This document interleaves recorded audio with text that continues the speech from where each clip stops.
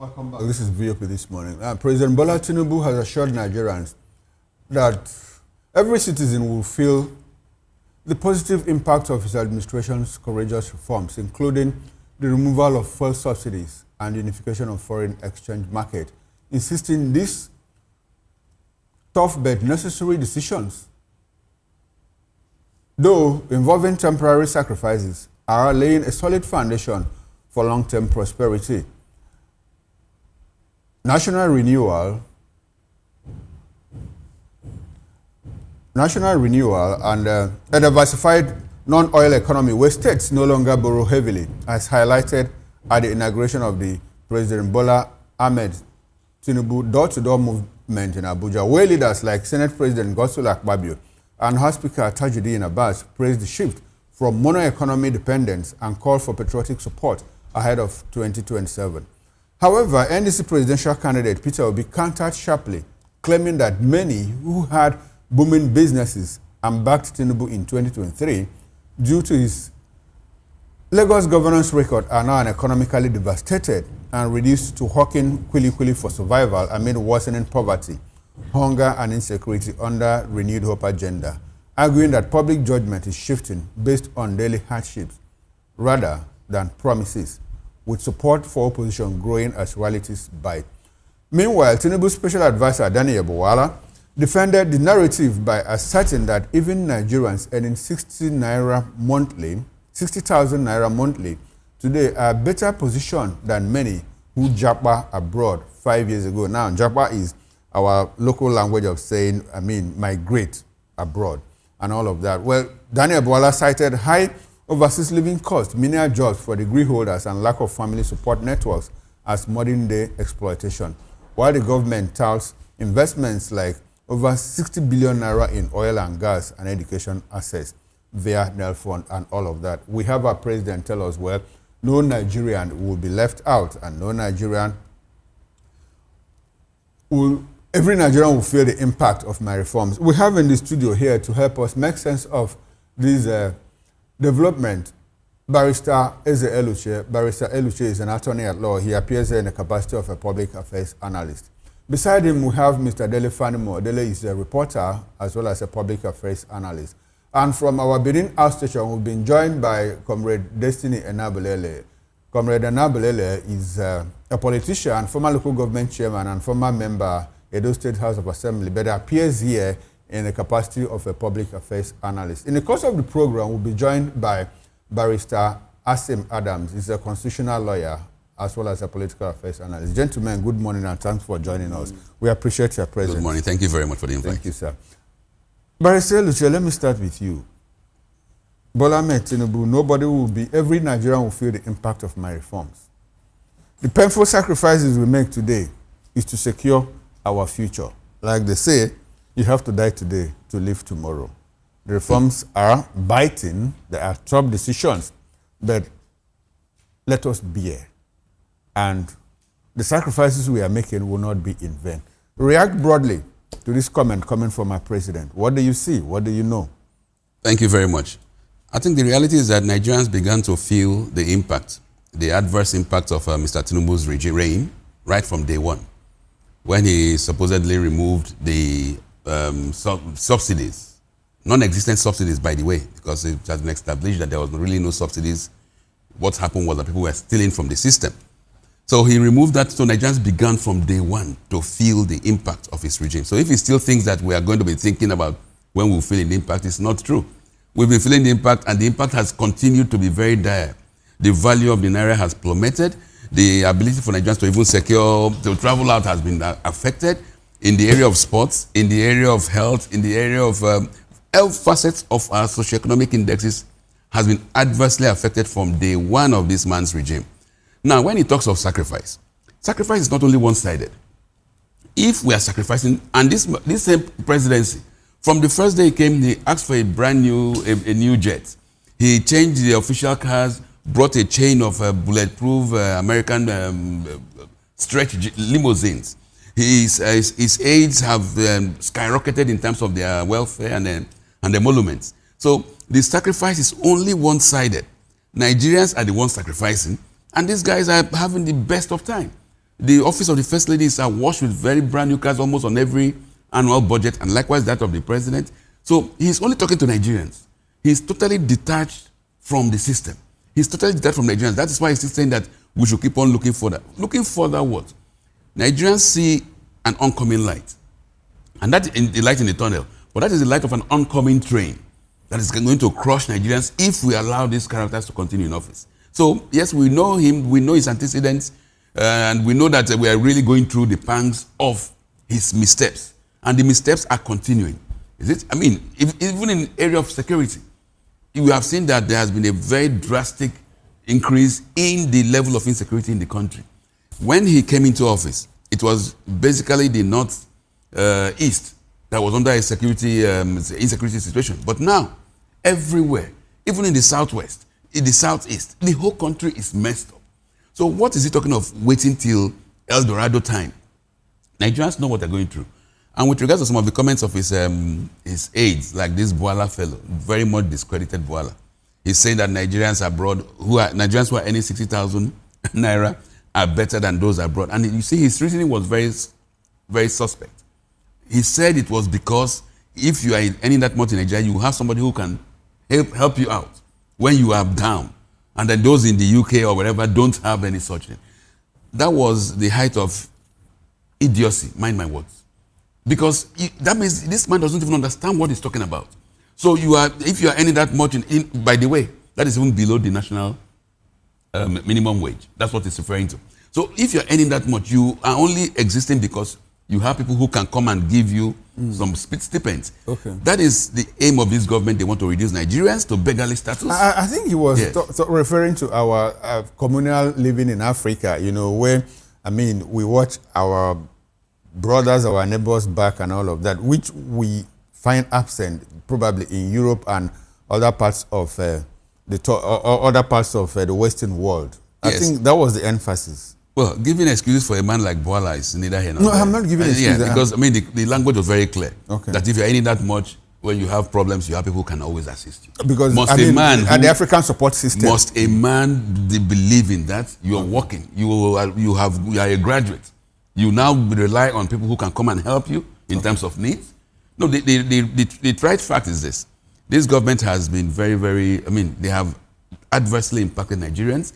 And from all indications, with their overwhelming propensity to borrow for everything, for whatever projects they are borrowing, with this level of fraud that is going on in the system. We'll deepen and expand the conversation. But before I come to Dele Fanimo, I'd like to ask you, Barrister Eze, when you talked about the president acquiring limousine, firstly the brand new cars and all of that, if you consider the humongous problems that he inherited in Nigeria, don't you think that he needs a conducive workspace, a conducive workspace to be able to think well, think properly, and face, the rot in Nigeria, everybody understands it. Don't you think that he needs that, conducive workspace to be able to take right decisions for the Nigerian people? Should that be a problem that he bought or retouched a jet so that he's able to get on time to wherever he wants to, and probably an office space, renovation, hospital, and all of that? Doesn't he need it so that he will have a conducive work environment to be able to take appropriate decisions for the Nigerian people? More serious leaders across Africa, some of them even banned foreign travel for themselves and their ministers because they realize the enormity of the problems they have in their country. But this one has embarked upon junketing all over the world, and Nigerians are not seeing any of the benefits. You ask yourself, if you invest in this plane for Mr. President, you invest in this 100-car convoy for him, what is the return on investment for Nigeria? So far, it has been absolute zero. So as far as the Nigerian state is concerned, as far as Nigerians are concerned, all those perks of office, which were even there before he came in, what was wrong with the plethora of cars that Mr. Buhari was using? You and I use cars for 5-6 years. What was wrong with the fresh, brand new cars that Buhari was using? So let us not try to cushion these guys because they are not even for our own interest. In America, if the president is traveling, they want to know what will be the benefit to the United States from each particular trip. No, but we are not trying to protect or give excuses for anybody. We are just trying to think divergently so that at the end of the day, we'll come to a conclusion that, Nigerians will understand. I agree. Now, Mr. Fanimo, let me bring you to this conversation. I heard somebody say As a matter of fact, P2B said, yes, everybody is feeling the impact of your reforms. Even your friends that were doing well before, some of them are doing selling kuli now. You know, he tried to you know put humor into it. But recall that at some point the president said, yes, we were living larger than life. You know, we were living beyond our means and all of that. So these reforms is cutting everybody to size. You recall that he mentioned his friend who used to drive a Porsche. You know, who is now driving one small car. He said the friend had 3 big cars, including a Porsche, but now he drives one small car and all of that. So is everybody feeling the impact adversely or positively? Which one is it for you? What do you see in all of this? Well, I think at this point, you have to realize that there is a kind of dichotomy between the leaders and the led. You see, if you want to judge by the outward appearance of some of these people in government, the tendency for you is to see that definitely there is a gap.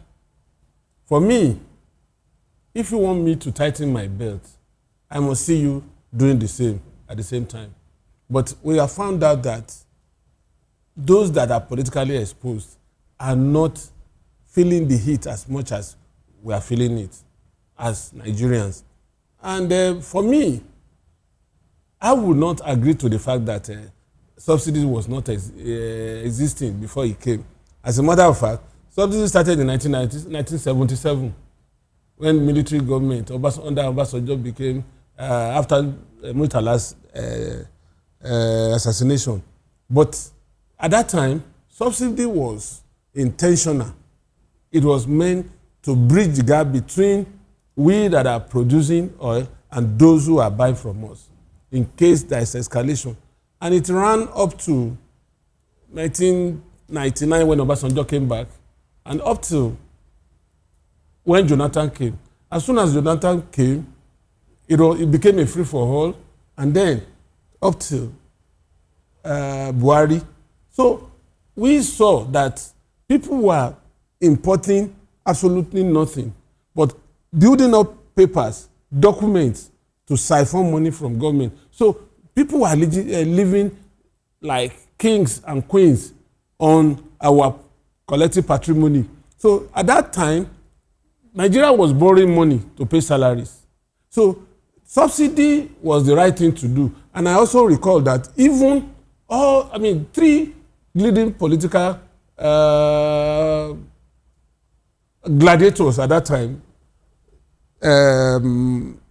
Atiku, Tinubu, and P2B, they all agreed that for us to survive, we needed to remove subsidy. And then, at some point, if you are close to the central bank governor or the president, you don't need to work. All you need to do is just go to CBN, get foreign exchange, particularly dollar, for 400 naira, and right in that office or at the gate of that office, you sell for 750 naira. So if you are given $1 million, you are making 350 million naira without any effort. And so this thing had to be closed. And so I support reforms in that area. But the question is, how much has this gotten back to us? We have not really gotten that. 2, if you, like I said earlier, if you are saying I should tighten my belt, I should also see you tightening your belt. But money is not available. The purchasing power of an average Nigerian is going down. And beyond the metrics of the micro economy, we have not seen the impact on our daily life, which is the micro part of it.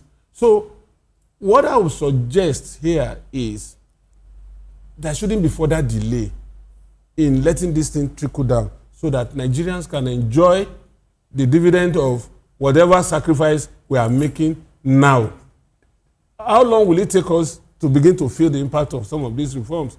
It shouldn't be eternity. It should be something that should be seen at this time, because this is over 3 years of government's exposure to some of these things. So I don't see any reason why we shouldn't be feeling the impact of the reforms.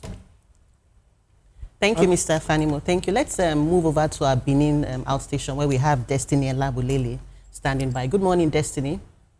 Yeah, good morning, sir. Sister, good morning to you. Good to have you join us today. I greet my brothers there at the studio. All right. I'm sure you've been hearing going along with the conversation all the while.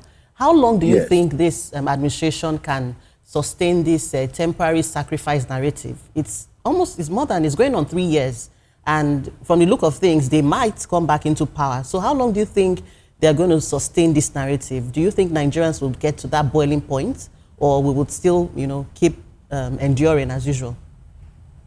Yeah, I think we need to make it clear and as possible unambiguous. These present rulers at the Abuja and other subnational governments across the length and breadth of this country, their aim is not to empower Nigerians.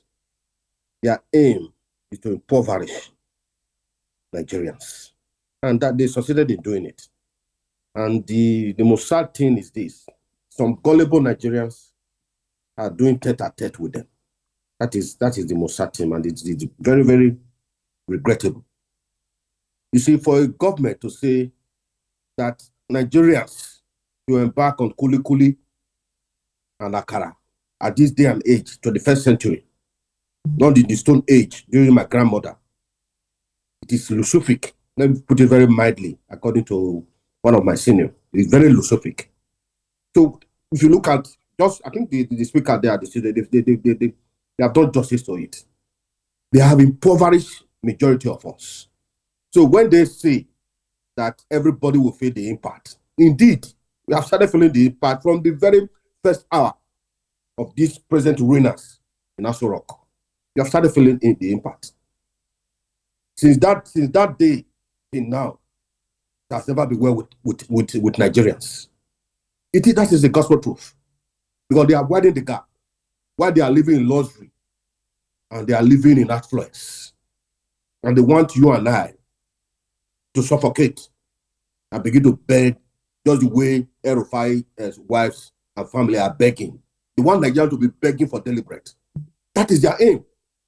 They are ruining us as a colonial master. But at times I refuse to refer to the colonial master because to me, they have done their part. But we on our own, living, not doing our part, it is cost in us. And we must begin to look for how they can pray for the ancestors to remove the cost in us. Because I've often asked these questions. Who bewitched us? Who caused us? I'm yet to find who bewitched us and who caused us. Whether we inflicted the cost in ourselves, by ourselves. That is a subject for another day. Why am I saying all this? For a government to say that 60,000 naira, comparing to Nigerians living abroad, getting any 2,000 or thereabouts, that they are better off. They are better off. It's regrettable, Ligubros. Very, very regrettable. When I heard, I was very speechless. I was dumbfounded. I was just laughing. My friend was saying, Destiny. I said, boy, just look at this headline. I were about 6 or some of us. They were just laughing. Comrade Destiny. Yes, sir. Comrade Destiny. Yes, sir. Now, the argument of this administration is that we removed fuel subsidy. And as a result of that, we are getting more money. The money that we used to pay out, to non-existent subsidies, for non-existent subsidies, is now being plowed back, into the FAC account, Federation Allocation Account Committee, POS, and all of that. And the governors are getting more money. The governors are not in denial that they are getting more monies. Nasarawa State Governor, Enugu State Governor, they all acknowledge the fact that they are getting more monies. You joined us from Benin City in Edo State. We understand that Edo State is now a construction site. So, what's your reaction to that? Don't you think that the problem shouldn't be at the desk of the president? What about our governors? What are they doing with the monies that they are getting? I mean, states that used to get like 6 billion naira, some of them get in excess of 20, 25, sometimes 30 billion naira per month. Should we Mr. continue to hold the central government responsible? How about the governors? And I'd like for you to respond. Edo State as a construction site. Tell us what you know, sir. Mr. Okoro, I don't know what you've seen in Edo State. Anybody that is telling you that Edo State is a construction site, I think the person is living in self-denial. Sorry, sir. I saw the picture of the new flyover at Ramat Square the other day. Very wonderful, very beautiful. Go and do your due diligence. Finding that Ramat Park is being constructed by the federal government. Oh, beautiful, by the federal government. Okay. It's a federal one. It's a federal government project. Anybody telling you but selling dummy to the outside people from outside Edo State, I think they are living in self-denial. So apparently, the first subsidy money is working for Edo people. That's what you mean. Government all over, as it currently stands, by these present winners, it's in a court-like. If you see the way secret court operates, that's the way it operates. Perhaps you've not seen some of the videos from the APC chairman, Edo State chairman, while he was in Scotland. Moving from some these big names, designers big names. I won't want to be doing an advert. From one designer shop to another designer shop in Scotland. That's exactly what they are doing with our money. Not too long ago, some of the aides with the government, they had a fracas as it relates to a setting in running to billions. Comrade Destiny. So, Comrade Destiny. Jared Yes. Tenebe, did you travel with Edo State money to Scotland? Do you have proof of that? But you must see, when we are talking, you look at a man before the party assumed and when it was outside the government. You try to juxtapose, try to do a comparison. If for now, Destiny is eating akara and gari, morning and evening. Suddenly tomorrow I'm not in power, I begin to eat salad and turkey. The following, you should be able to know that the present status has elevated my eating status too. That's exactly before now. Who's Jared Tenebe? Please go and do your try to look at his before he had home office, and now though he was known to this government, the person that are presently ruining us. There's no way you will not find one fraudsters in either here or there. You are not hearing from me. The governor of Ogun, the chief of staff to the president, even the president himself. We have had one or two incidences. What they have done, they have a link with Yahoo. They have a link with advanced fraud on these persons. So when I said that this government is run as a secret court, I know exactly what I'm talking about. Although I've not been a member of a secret court, but as a student and a grown-up man, I must have done my due diligence by way of doing a feasibility study and doing a research. And that's exactly where this government is running from the ruiners from Aso Rock, that cascading even to the local government. If you belong to Party A, especially the people in APC, they wouldn't want to associate with anybody outside their party. They see you as an outcast. All right. They see you as an enemy. Okay. So that's the problem we're having in this country. Now, beautiful. Thank you very much, Comrade Destiny Enabelele. Please, let's be careful the kind of comments you make on national TV. When you are you hearing me? Are you hearing from him for the very first time? I mean, excuse me, sir. You've had incidences. Excuse me, sir. When you say that, you mean that people in government are closely associated with fraudsters and all of that, we need to be very certain that these are comments that you can substantiate. Yeah, Please, thank you very much. We appreciate your presence. We'll come back to you in the course of the show. In the meantime, let's return to the studio, where we still have Barrister Ezeluche and Delefanimo. Barrister Eze, let me come to you again.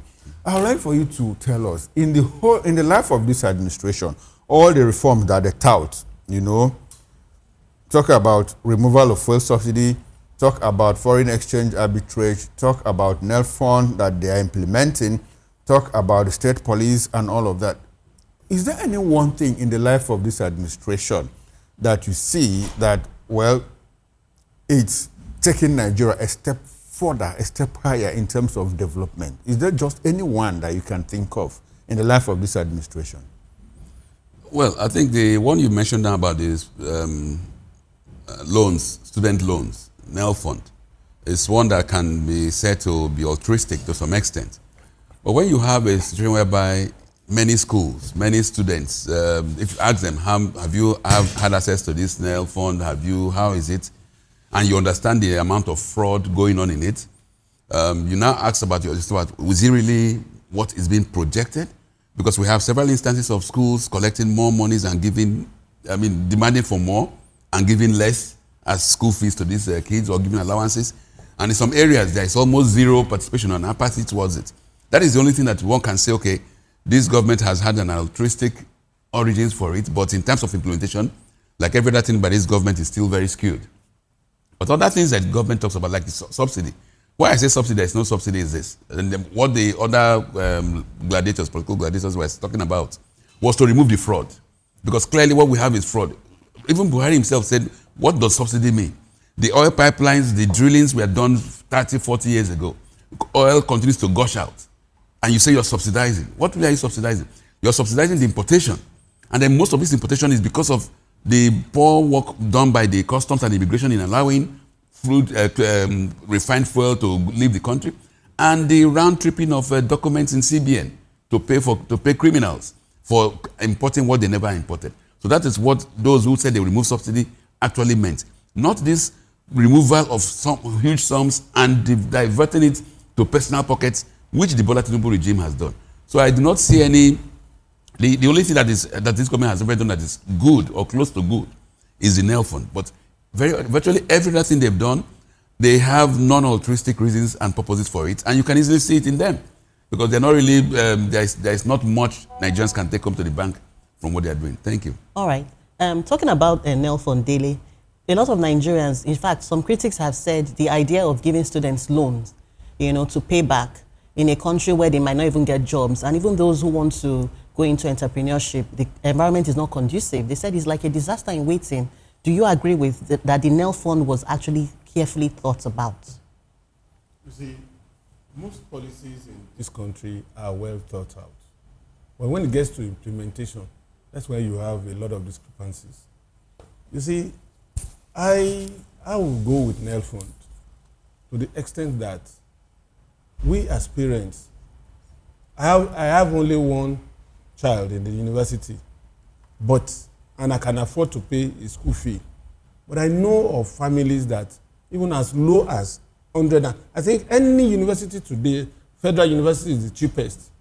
You pay as much as 150, 160,000 naira per session. Okay. But to us, it's insignificant. But there are some parents that cannot even afford, even when you bring it down to 50,000. It's as bad as that. So if such students are given the opportunity to go to school, we are also building a mass of educated young people, which will also galvanize the development of this country. Now,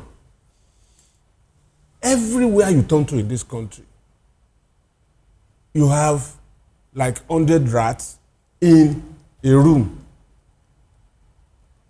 ETF fund, Education Trust Fund, you understand?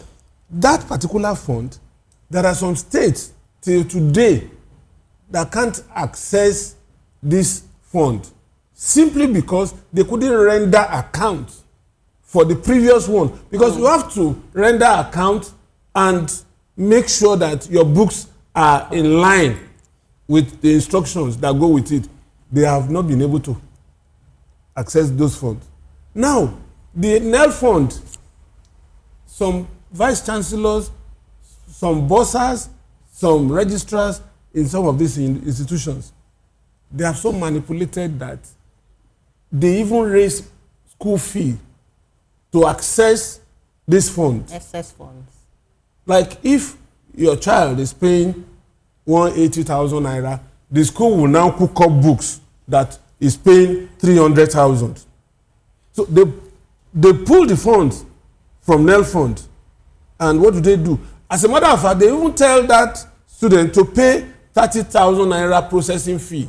Okay, so your summation now is well thought out but poorly implemented. Yes. Okay, beautiful. So if we are going to blame anybody, it is the school authority that would have to blame. Okay, blame the the school intention was authorities. good. Very good. Okay, we'll blame the school authorities. We don't blame the supervising authorities. Beautiful. Now, let's quickly run to Barrister Asim Adams. Chief Barrister Asim Adams, good morning and thanks for joining us on VOP this morning. I'm happy that you're smiling. I don't know why you're smiling. The president's reforms are impacting positively on you. I can see that. You blame the school authority, not the supervisory authority. That's what is making me laugh. No, okay, that's based on the summation of the analysts in the studio. I don't have an opinion here. I just summarize what he said. Good morning to you, Barrister Adams. Mr. Okoro. Yes, sir. How many minutes do I have? How many minutes do do you want to take, sir? I want you to react. Can you give me 20 minutes? No. Airtime is perishable. I don't have that long time for you. I'm just joking. I know. I'm joking. Mr. Okoro, first of all, I want to thank you for the direction you gave to my brother, Comrade Nabulele, on calling Jared Itenebe a fraudster, etc., on national television. That was wrong. And please let us moderate the usage of our words in, either denigrating people. I know we are angry, but that is not, to the best of my knowledge, correct. That is my state. I'm from Edo State. So let that be for a discourse another day. Now, profiling what is here. I don't know if you can see a newspaper I have here. I have a newspaper of 2014. And the newspaper is dated Saturday, October 29. In fact, 2011. October 29, 2011. States are not bankrupt, but we have no money. You know who made that famous statement? That statement was made by one young man who is the vice presidential aspirant to Atiku Abubakar, Rotimi Chubike Amechi. He was the chairman of the Governors Forum as at that time. He said states are not bankrupt yet, but states are broke. No money. We don't have any money. So from 2010, 11, 12, 13, 14, 15, 16 to 2023, the government, federal states, they had issues with, monies for the state. Tinubu came in. As I speak to you, when Tinubu came in 2023, 23 or 24 states could not pay salaries. It's on record. I have the records here. They were struggling to pay salaries. They were civil servants, pensioners. They couldn't pay them. That's a thing of the past now. Everybody agreed that fuel subsidy should be removed, whether it was fraudulent or not, as at that time. All the aspirants, even to today, agreed that fuel subsidy was draining the economy.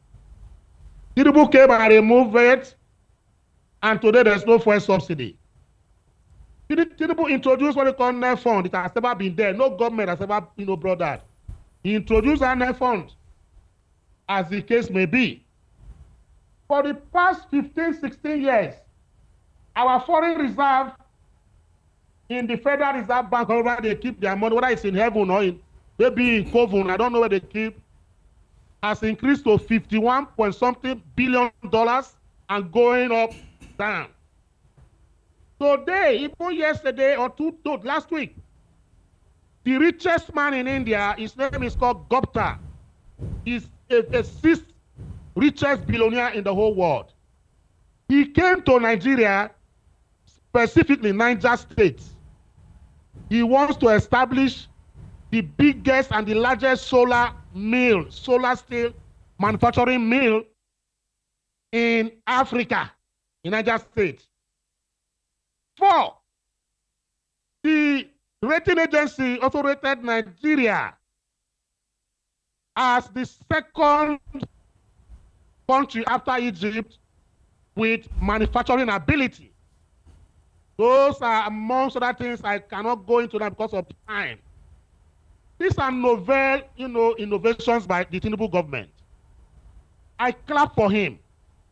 I say he should do more. But those are macroeconomics. He allowed the naira to be determined by market forces.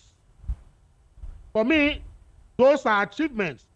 But if you have a healthy macro and you have an unhealthy micro, the nation will always be swimming in poverty. So what I'm trying to say, because I'm tired, I know that you don't need to tell me Nigeria's problems. If we come here to debate about Nigeria's problems, I know. But what are the solutions? So the solutions I want to give to them, if they are listening, is this. On the macro side, you have done well, Mr. President. On the micro side, you have failed woefully. And if the macro is healthy and the micro is wavering, there will be gnashing of teeth. That is why it seems as if it's doing nothing. Yes, it's going to take time for the micro to come up and work. Okay. To meet up the macro. All right. But we are not ready to wait for that period of time. Okay, we are not ready to wait for that period of time. What you need to do now, the states, you are giving money to governors. They are receiving billions every time. That is why 31 of them want you to come. Stop giving the governors this money because they are not using it well.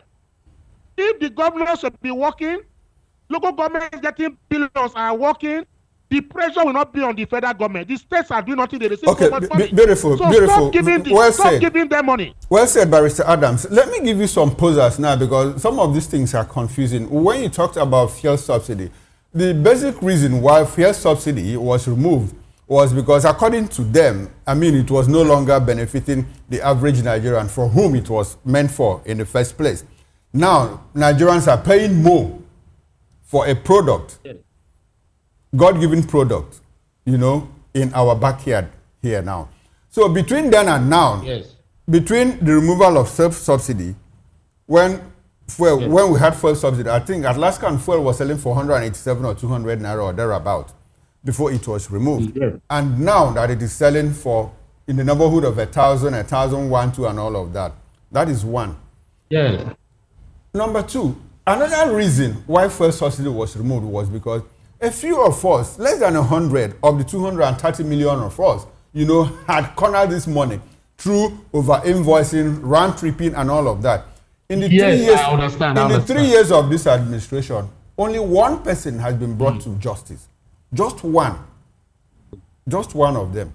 And again, when you talk about foreign reserves increasing, Nigeria's foreign reserve, are you aware, do you recall the penultimate Minister of Finance and Coordinating Minister, Lawal Edun, said that, well, we shouldn't rejoice because foreign reserve is increasing. He says it's increasing because we are borrowing more money.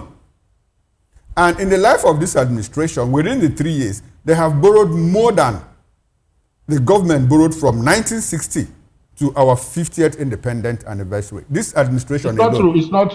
It's not true. You need to fact check. I'll give you... Because of time, I need you to fact check.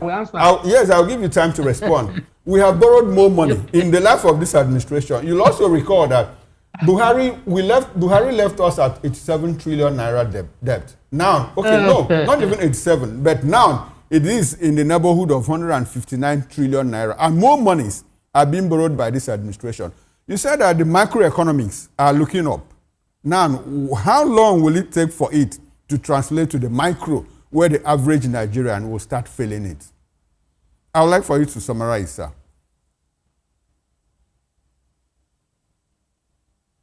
Barrister Adams, can you hear me?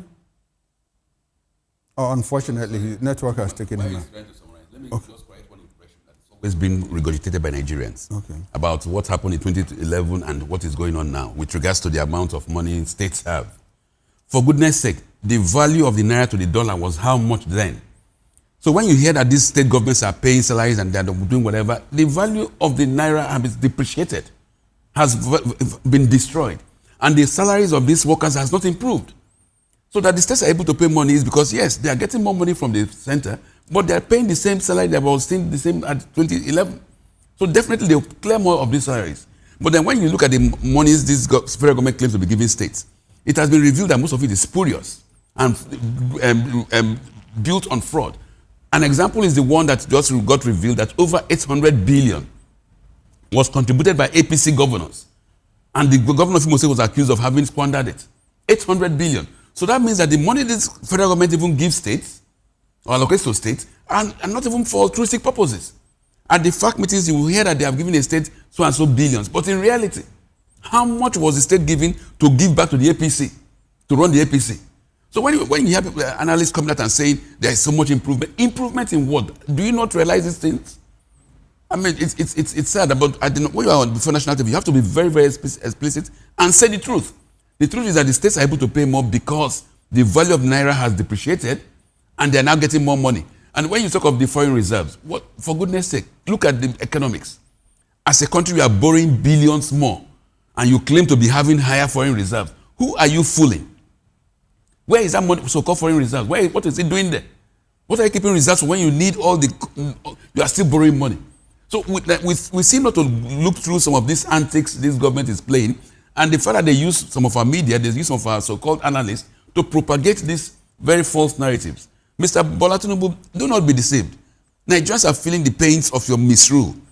And hopefully, if there is a proper democracy, there will be consequences for those misrule. But unfortunately, we don't have a proper democracy in Nigeria. And the same government that promised us things, clear things, that if there is no uninterrupted power supply and there is no estimated billing, you should not be voted for. That was what Mr. Tinubu said to Nigerians. Now he's shamelessly coming back asking for votes. And some people are propagating the issue that he did some well. All this micro, macro, whatever economics is neither here nor there. Can an average family in Nigeria feed itself? Can it take care of its own health benefits? Has there been increased health facilities in Nigeria? If the answer to all this is no, then Mr. Tinubu's government has been an abysmal failure. All right, thank you very much. Okay, thank you very much, Barrister Asim. I understand that we've been able to reestablish connection with Chief Barrister Asim Adams. Barrister Adams, I would like you to summarize on the posers I gave you. Can you hear me, sir? Yes, I can hear you. Should I respond? Yes, briefly, as brief as you can, sir. As brief, I want to be brief. Now, Mr. Okoro and the panel, I have raised very germane questions. I'm not speaking for the government. I said I'm tired of the problems. And I was talking about the solution before the network became, somehow. From what you have raised is this. You talk about the foreign reserve. That is the statistics. What Wale Edu said is of no moment to me, but I'm telling you about the rise and increase in the foreign exchange, whatever, which we are using today. I've told you that, investors are coming into Nigeria in trickles, and I gave an example of that. Now, what I'm saying is that the macro is very beautiful. That if the macro is beautiful and the micro is not beautiful, that it will look as if the government is not doing anything. Firstly, my solution, Tinubu, the monies you are getting from the monies from the removal of fuel subsidy, do not pay to governors again direct. Open a sovereign wealth account that can be managed, by the Minister of Finance or anybody or independent body. Instead of you pouring money to give to the states and they are not using it well. My local government gets 5 billion naira this month. What are they doing with it? Next month, another 2 billion. What are they doing with it? My state government got billions. What are they doing with the money? So these are questions. Since they are not using it very well, don't begin to give to them again. All right, then. So that you can do a sovereign wealth account, as case may be. All right, then. Then the third one is that right on grants. Like what the first lady came and talking about Akara, you saw what happened. Why can't you give grants of 500,000 naira to a select few, 10,000 people? The state governments we are giving money to give 1 million to the same people. The local government give maybe 300,000 to the same people. If you empower 10,000 Nigerians, 20,000 Nigerians with 5 million naira each all over the federation, you see that it will trickle down for this small scale industry that will revive the economy sort of. Okay. These are things I want the government to do. All right, then. I have so many solutions to them. I'm so tired many of the solutions. problem. All right, then. Thank you very much, Barrister Asim Adams. We'll come back to you in the course of the show. And at the end of the program, we are going to get concluding thoughts from our analysts. In the meantime, we'll go into our next topic of discussion. But before then, the elephant here wants to react briefly. Yeah. I want to react to what Barrister Hassan just said, there's no way the governors can be denied of their rights. Constitutionally, they are supposed to be partaker of this money that is coming to the national pool. You recall what happened during the Sovereign Wealth Fund under Jonathan. It was this Oshiomhole that is now in the Senate that spearheaded it. As a matter of fact. Yes, you know, and they squander this money. Then too, we should de-emphasize this idea of doling out money, 500, 1 million naira to individuals. Because those who really need that money will never get it.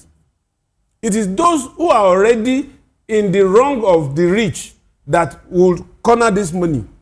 You imagine if you are going to give out money to the peasant and you are routing it through a senator or House of Rep member, he would rather give it to his thugs. So they don't get this fund at all. So it can't really be part of the solution to the problem. All right, then. Thank you very much, Mr. Dele Fanimo. I think in all that we have said, the Nigerian people are the judge, the ultimate judge. They know whether the president's reforms are making impact, positive or negative, on their lives. Okay, I also understand that Comrade Destiny Enabulele has a brief reaction to make. Can we have that, sir, before we move on to our next topic of discussion? Yeah, thank you, Mr. Okoro, for giving me a voice. Let me quickly clear something here. In my course of trying to explain, I did not say Tenebe is a fraudster.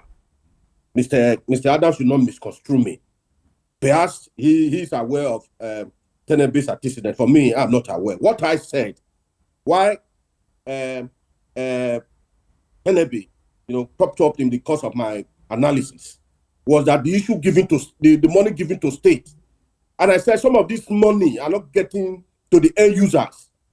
I tried to use him like going to Scotland and moving from one shop, one big name shop, designer shop to another. And you asked me that is it that the money that he took to? I said, if you want to know a man, try to know what he was before he ascended or they came to power. That's why. So I didn't call him a fraudster. We need to get this straight. And I went further to say that there are some states where you have some of the SSAs arrested in the United States of America, even elected council chairman like in Anambra, SSAs like in Ogun State, and there are alleged fraud cases, and that's why I said like the chief of staff, the issue of $25,000 that were published by the Ghana reporters. So please. All right, then. Thank you very much. Thank you very much. All right, thank you very much, Comrade Destiny Enabulele. We appreciate your time and presence on the program.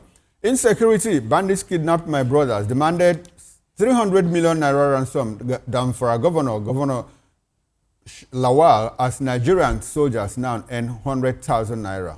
Join us again, we'll be right back.